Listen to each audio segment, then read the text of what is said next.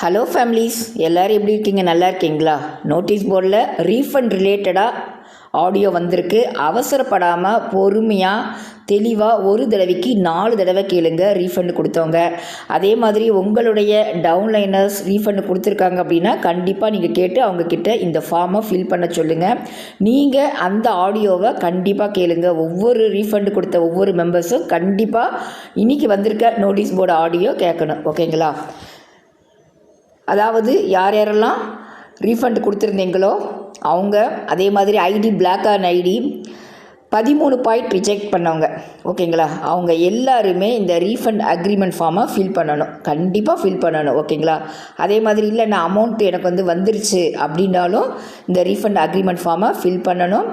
எனக்கு இன்னும் wallet amount வரல அப்படிங்கிறவங்களும் ஃபில் பண்ணணும். ஐடி பிளாக் ஐடி யாரெல்லாம் ரீஃபண்ட் கொடுத்துருந்தீங்களோ எல்லாருமே இந்த ரீஃபண்ட் அக்ரிமெண்ட் ஃபார்மை ஃபில் பண்ணணுங்க, கண்டிப்பாக ஃபில் பண்ணணும். நோட்டீஸ் போர்டு ஆடியோ கேட்டுட்டு கரெக்டாக ஃபில் பண்ணணும். அதுக்கு முன்னாடி நீங்கள் உங்களுடைய பேங்க் டீட்டெயில்ஸ் கரெக்டாக இருக்கா அப்படிங்கிறத செக் பண்ணிக்கணும். அப்டேட் பேங்க் டீட்டெயில் போயிட்டு உங்களுடைய பேங்க் டீட்டெயில் ஃப்ரீஸ் ஆயிடுச்சு அல்லது நீங்கள் ராங்காக கொடுத்துருக்கீங்க, கரெக்டான பேங்க் டீட்டெயில்ஸ் கொடுக்கணும் அப்படின்னா இந்த இடத்துல அப்டேட் பேங்க் டீட்டெயிலில் போய் கரெக்டான பேங்க் டீட்டெயில்ஸை நீங்கள் கொடுங்க.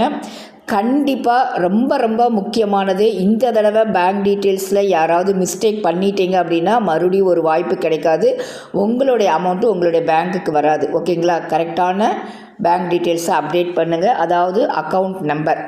ஒரு எக்ஸாம்பிளுக்கு நீங்கள் ரீஃபண்ட் கொடுத்துருக்கீங்க, அதில் உங்களுடைய ப்ரொஃபைல் ஐடி உங்கள் குழந்தைங்க பேர்லேயோ இல்லை உங்கள் பிரதர்ஸ் நேம்லேயோ எந்த நேமில் இருந்தாலும் பரவாயில்ல. ஆனால் நீங்கள் பேங்க் டீட்டெயில்ஸ் யார்தை கொடுக்க போகிறீங்களோ அவங்களுடைய ஹோல்டர் நேம் தான் கொடுக்கணும். இங்கே அக்கௌண்ட் நம்பருக்கு அதை கரெக்டாக கொடுங்க. கன்ஃபார்ம் அக்கௌண்ட் நம்பர் கொடுங்க. அதுக்கடுத்தது அக்கௌண்ட் ஹோல்டர் நேம், இதுதான் ரொம்ப ரொம்ப முக்கியம். எஸ்பிஓவில் ப்ரொஃபைல் ஐடியில் நீங்கள் என்ன நேம் கொடுத்துருந்தாலும் பரவாயில்லை, ஆனால் அக்கௌண்ட் ஹோல்டர் நேமுங்கிறது நீங்கள் பேங்க் புக் அக்கௌண்ட் ஐஎஃப்எஸ்சி எந்த இது கொடுக்குறீங்களோ அதில் ஹோல்டர் நேம் இருக்கும். அந்த ஹோல்டர் நேம் தான் இந்த இடத்துல கொடுக்கணும். ஓகேவா? நீங்கள் எந்த நேமில் வேண்டாலும் உங்களுடைய எஸ்பிஓ ப்ரொஃபைல் ஐடி இருக்கலாம். ஆனால் எஸ்பிஓக்கு நீங்கள் அப்டேட் பேங்க் டீட்டெயில்ஸ் கொடுக்கும்போது எந்த பேங்க் டீட்டெயில்ஸ் கொடுக்க போகிறீங்களோ அதில் உள்ள நேம், அந்த அக்கௌண்ட் ஹோல்டர் நேம் தான் இந்த இடத்துல கொடுக்கணும். இது ரொம்ப ரொம்ப முக்கியம். மாற்றி கொடுத்துடாதீங்க. ஓகேங்களா? மாற்றி கொடுத்துட்டிங்கன்னா உங்களுக்கு பேங்க்குக்கு அமௌண்ட்டு வராது. அதே மாதிரி பேன் கார்டு, இந்த இடத்துல பேன் கார்டு நம்பர், அதாவது இப்போ எக்ஸாம்பிளுக்கு நான் ரீஃபண்ட் கொடுத்துருக்கேன், நான் எனக்கு என்னுடைய பேங்க் டீட்டெயில்ஸு கொடுக்கல, என்னுடைய பிரதரோடதை கொடுக்குறேன் அப்படின்னா என்னுடைய பிரதருடைய பேங்க் புக் கொடுக்குறேன்னா அவருடைய நேம் தான் ஹோல்டர் நேமில் கொடுக்கணும். அதே மாதிரி அவருடைய பேன் கார்டு நம்பர். கண்டிப்பாக நமக்கு பேங்க் டீட்டெயில்ஸ் இருக்கிற எல்லாருக்குமே பேன் கார்டு இருக்கும். கண்டிப்பாக பேன் கார்டுன்னு ஒன்று இருக்கும். அந்த பேன் கார்டோட நம்பர் தான் கொடுக்கணும். சப்போஸ் எனக்கு பேன் கார்டு இல்லை, ஆனால் எனக்கு பேங்க் புக் அக்கௌண்ட் இருக்குது, ஆனால் பேன் கார்டு இல்லை அப்படின்னா உங்கள் ஃபேமிலியில் உள்ள பேன் கார்டு நம்பரை கொடுக்கலாம். கண்டிப்பாக 90% மக்களுக்கு பேன் கார்டு இருக்கும். ஏன்னா நம்ம பேங்க் புக் அக்கௌண்ட் ஓப்பன் பண்ணும்போதே பேன் கார்டும் கேட்குறாங்க. அதனால் கண்டிப்பாக பேன் கார்டு இருக்கும். சப்போஸ் இல்லை அப்படின்னா மட்டும்தான் ஃபேமிலியில் உள்ள பேன் கார்டு நம்பரை யூஸ் பண்ணிக்கோங்க. ஹோல்டர் நேம் ரொம்ப ரொம்ப முக்கியங்க, கரெக்டாக பண்ணுங்கள். ஓகேங்களா? அதே மாதிரி பேன் கார்டு நம்பர் கொடுத்துட்டு அந்த பேன் கார்டு நம்பர் எந்த நம்பர் கொடுத்தீங்களோ அதில் ஹோல்டர் நேம் போட்டிருக்குங்கள்ல, அந்த ஹோல்டர் நேம் தான் போடணும். மாற்றி எதுவும் போட்டுறாதீங்க. பேன் கார்டு நம்பர்லேயே அந்த இதில் உள்ள ஹோல்டர் நேம் தான் இங்கே போடணும். மாற்றி போட்டுறாதீங்க. மறுபடியும் ஒரு வாய்ப்பு கொடுப்பாங்களா எஸ்பிஓவில் அப்படின்னு தெரியாது. ஏன்னா நம்ம ஒவ்வொரு தடவையும் தப்பு பண்ணிவிட்டு வாய்ப்புன்னு கேட்டுட்ருக்கோம். அதுக்கடுத்தது ஐஎஃப்எஸ்சி அக்கௌண்ட் நம்பர், ஐஎஃப்எஸ்சி ரொம்ப ரொம்ப முக்கியம். சார் எத்தனையோ தடவை சொல்லிட்டாங்க இதில் மிஸ்டேக் பண்ணிடாதீங்கன்ட்டு. ஜீரோவா ஓவா அதெல்லாம் பார்த்து கரெக்டாக பண்ணுங்கள். ஜீரோக்கு ஓக்கு உங்களுக்கு வித்தியாசம் தெரியலை சப்போஸ் அப்படின்னா நீங்கள் பேங்க்கில் போய், ஏன்னா நமக்கு 1 வீக் டைம் கொடுத்துருக்காங்க, அதனால் பேங்க்கில் போய் கரெக்டாக அக்கௌண்ட் நம்பர் ஐஎஃப்எஸ்சி எல்லாமே ஒரு பேப்பரில் எழுதி வாங்கிட்டு பக்கத்தில் வச்சுக்கிட்டு கரெக்டாக இதை ஃபில் பண்ணுங்கள். அவசரப்படாமல் ஃபில் பண்ணுங்கள், பொறுமையாக ஃபில் பண்ணுங்கள். ஏன்னா நமக்கு இந்த ஃபார்ம் ஃபில் பண்ணுற டைம் 1 வீக் கொடுத்துருக்காங்க. இன்றைக்கி சாட்டர்டே, நெக்ஸ்ட்டு சாட்டர்டே வரைக்கும் இந்த ஃபார்ம் ஃபில் பண்ணலாம். அதுக்கப்புறம் அதுக்கப்புறம் இது இருக்காது, இந்த ஃபார்ம் இருக்காது. ஓகேங்களா? இந்த 1 வீக் தான் டைம், அதுக்குள்ளே ஃபில் பண்ணுங்கள். ரீஃபண்ட் கொடுத்தவங்க எல்லாருமே, பிளாக் அண்ட் ஐடி எல்லாருமே, யார் யாருக்கெல்லாம் ஷோ ஆகுதோ அவங்க எல்லாமே கண்டிப்பாக ஃபில் பண்ணுங்கள். ஓகேங்களா? Account number, account IFSC number ரொம்ப ரொம்ப முக்கியம். மிஸ் பண்ணிடாதீங்க, அவசரப்படாதீங்க, ரொம்ப பொறுமையாக பண்ணுங்கள். ஓகேங்களா? இதெல்லாம் கரெக்டாக பண்ணிவிட்டு நீங்கள் சப்மிட் கொடுங்க. இது ரொம்ப ரொம்ப முக்கியம். நெக்ஸ்ட்டு அடுத்தது என்னென்னா தெரியாமல் ரீஃபண்டை சூஸ் பண்ணிட்டேன், ஆனால் நான் மறுபடியும் எஸ்பிஓவில் ஒர்க் பண்ண எனக்கு விருப்பம் அப்படிங்கிறவங்க எஸ்பிஓ கேர் அப்படி இருக்குங்களா, இதை டச் பண்ணுங்கள். இதை டச் பண்ணிங்கன்னா ப்ளீஸ் ஸ்க்ரோல் பண்ணி வந்தீங்கன்னா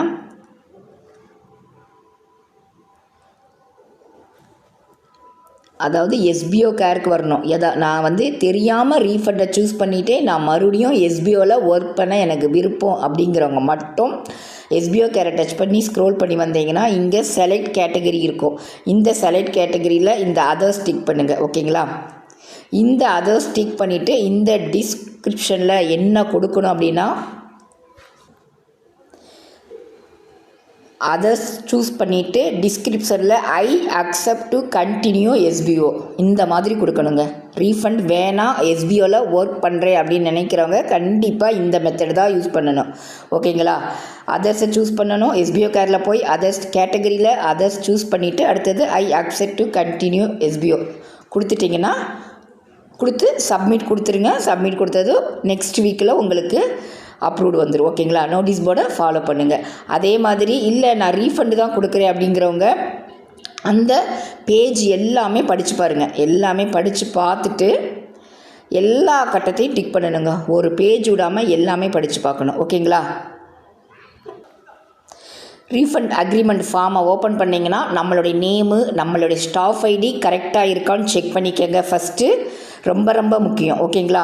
நேமு உங்களுடைய ஸ்டாஃப் ஐடி தானா, உங்களுடைய bank details, account number, IFSC, holder name எல்லாம் கரெக்டாக இருக்கா எல்லாம் செக் பண்ணிவிட்டு அப்படியே ஸ்க்ரோல் பண்ணி வந்தீங்கன்னா ரீஃபண்ட் ஃபார்ம் இருக்குது. ஓகேங்களா? ஏன்னா ரொம்ப ரொம்ப முக்கியம். தப்பாக இருந்தால் பேங்க் டீட்டெயில்ஸ் கரெக்டாக நீங்கள் ஃபில் பண்ணுங்கள். அடுத்து இது எல்லா இதையும் நீங்கள் படித்து பாருங்கள். உங்களுக்கு ஆங்கிலம் தெரியல அப்படின்னா இதை காப்பி பண்ணி நீங்கள் கூகுள் டிரான்ஸ்லேட்ஸில் போய் தமிழில் என்ன அப்படிங்கிறதையும் செக் பண்ணிக்கோங்க. 1 வீக் இருக்கும். ஓகேங்களா? இது எல்லாமே படித்து பார்த்துட்டு இந்த எல்லா இதையும் கட்டத்தையும் ஒரு கட்டை விடாமல் டிக் பண்ணணுங்க. ஓகேங்களா? யார் ரீஃபண்டபிள் வேணும் அப்படிங்கிறவங்க கண்டிப்பாக இது எல்லாமே படித்து பார்த்துட்டு இந்த எல்லா கட்டத்தையும் டிக் பண்ணிவிட்டு கீழே அக்செப்ட் கொடுத்துடணும். ஓகேங்களா? அக்செப்ட் கொடுத்துட்டிங்கன்னா நமக்கு அடுத்தது 2 மாதத்துலேருந்து 1 மாதத்துலேருந்து 2 மாதம் 60 டேஸ் 60 நாளுக்குள்ளே நமக்கு ரீஃபண்டபிள் வருங்க. நீங்கள் யாரையும் உங்கள் ஸ்பான்சரையோ உங்கள் டீம் லீடரையோ யாரையும் போய் தொந்தரவு பண்ண வேணாம்.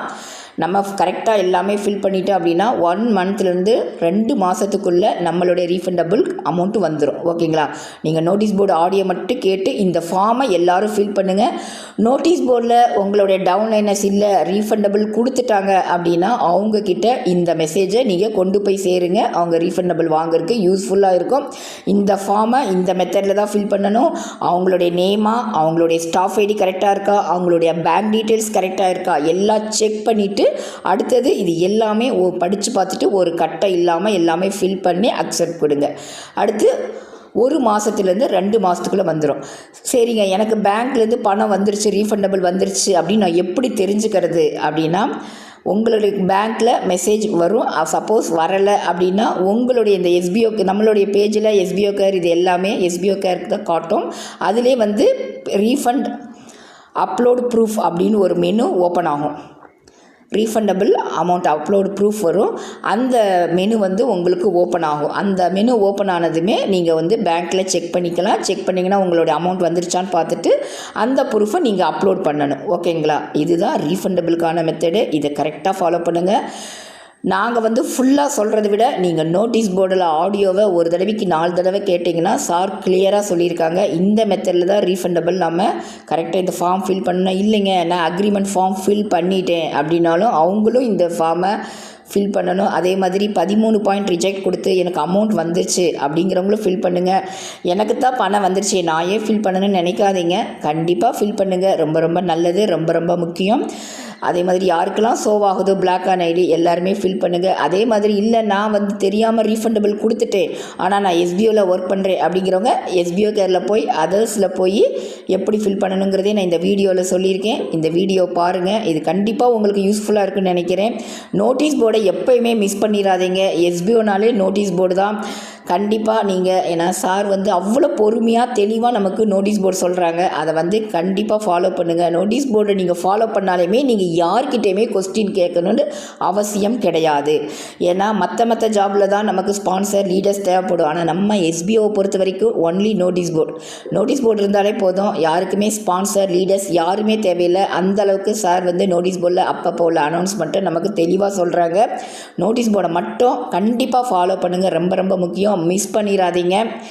இந்த வீடியோவில் நான் தெளிவாக சொல்லியிருக்கேன். பிடிச்சிருக்கு அப்படின்னா உங்கள் ஃப்ரெண்ட்ஸ்க்கு ஷேர் பண்ணிக்கோங்க. Thank you friends, thank you families.